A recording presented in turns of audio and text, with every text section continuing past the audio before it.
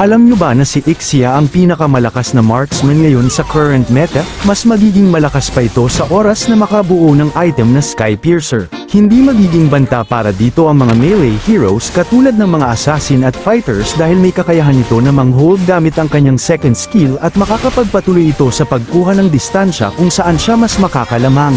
Sobrang lawak rin ang saklaw ng ultimate nito kaya mahihirapan makatakas ang mga dying enemies at napakadali lamang para dito abutin ng mga heroes na madalas nagtatago sa backline. Hindi rin problema para dito mag-solo sa lane dahil sa passive nito na may taglay na HP recovery sa bawat 3 na basic attack sa iyong target, kaya madalas ito nakakapag-snowball kahit sa early game. Sobrang solid na hero, diba? Kung pambalagbagan na build naman ang hanap mo, gamitin mo ang mga recommended items ko.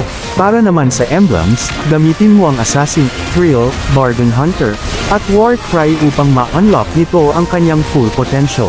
Karamihan sa mga viewers ko ay di pa naka-follow sa page ko. Sana ay may time ka para pindutin ang follow button para lagi kang updated sa mga tutorial videos na tiyak makaka-improve ng gameplay mo. At sa tingin ko'y hanggang dito na lang muna. Sana'y may natutunan ka, mag-focus parati sa game dahil lahat ay pwedeng manalo sa late game. Hanggang sa muli.